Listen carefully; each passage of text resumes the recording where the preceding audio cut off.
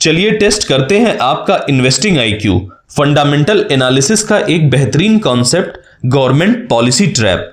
आज हम बात करेंगे उस सबसे बड़े ट्रैप की जिसमें 90% रिटेल इन्वेस्टर्स सरकारी अनाउंसमेंट देखकर बिना सोचे समझे शेयर्स खरीद लेते हैं और बुरी तरह फंस जाते हैं। मान लीजिए गवर्नमेंट ने किसी सेक्टर के लिए एक बहुत बड़ी पीएलआई स्कीम यानी प्रोडक्टिविटी लिंक्ड इंसेंटिव अनाउंस की है।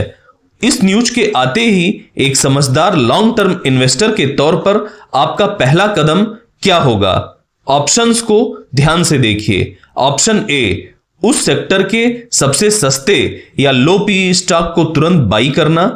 ऑप्शन बी, स्क्रीनर पर जाकर यह चेक करना कि कौन सी कंपनी सच में कैपेक्स यानी कैपेसिटी एक्सपेंशन कर रही है।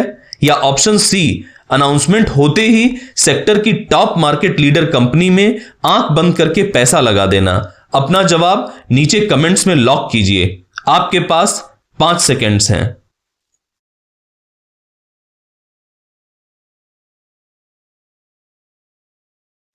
सही जवाब है ऑप्शन बी। अब ध्यान से समझिए कि ऐसा क्यों है। बहुत से लोग सोचते हैं कि सरकार ने सब्सिडी का ऐलान किया तो सेक्टर की हर कंपनी रॉकेट बन जाएगी, पर ग्राउंड रियलिटी बिल्कुल अलग है।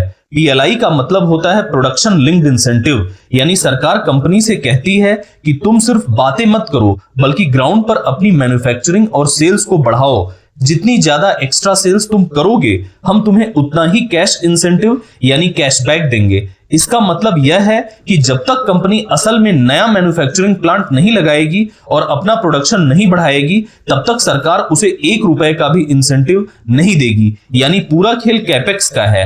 अब इसे प्रैक्टिकली चेक कैसे करें? बहुत सिंपल है। सीधा screener.in पर जाइए और अपनी पसंदीदा कंपनी सर्च कीजिए। नीचे स्क्रॉल करके उसके बैलेंस शीट सेक्शन में आइए। यहां आपको 2 चीजें देखनी है।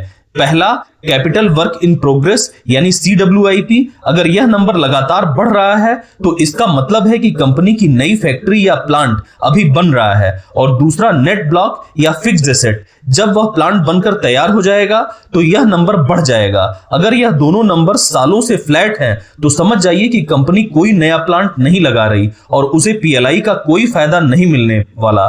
तो अगली बार जब भी कोई पीएलआई स्कीम आए, न्यूज देखकर एक्साइटेड मत होइए। सीधा स्क्रीनर पर जाकर कंपनी का CWIP और कैपेक्स ट्रैक कीजिए। क्या आपका जवाब सही था या आप भी सिर्फ हेडलाइन देखकर ट्रैप हो गए? कमेंट में जरूर बताइए। तो जल्द ही मिलेंगे long term fundamental stock analysis को समझाने वाले एक और MCQ के साथ। तब तक के लिए थैंक यू।